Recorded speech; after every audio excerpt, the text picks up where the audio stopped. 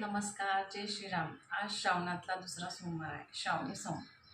तर आज उपवास असतो. उपवासामध्ये मी तिखट आणि मीठ खात नाही, तर मी गोड खिचडी खाते. तर ती गोड खिचडी मी कशी बनवते तर चला बघूया. त्यात मी गूळ आणि साखर टाकणार नाही, तरी पण ती गोड खिचडी होणार. तर ती कशी बनणार चला बघूया. भिजवलेले साबुदाणे घेतले आणि भाजलेले शेंगदाण्याचा कूट घेतला.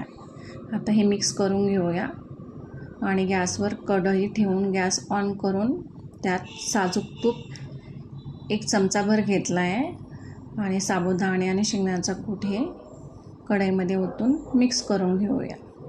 आणि ही भिजवलेली काळी खजूर आहे ती मी अर्धा तास भिजत ठेवली होती, कट करून त्यातल्या बिया काढून.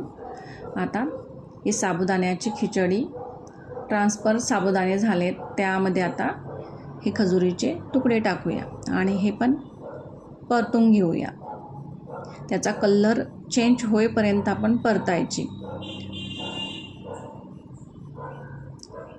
हे थोडेसे मॅश करून घ्यायचे तुकडे जरा, म्हणजे साबुदाण्यामध्ये ते छान मिक्स होतील. यामध्ये आपण वेलची पावडर पण टाकू शकतो, पण मी टाकली नाही.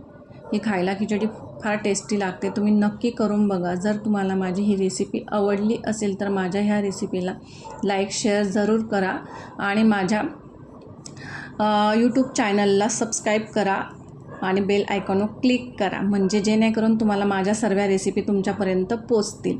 आता मी ही टेस्ट करते, कारण की मला उपवास आहे म्हणून मीच टेस्ट करणार. खरंच छान झाली आहे,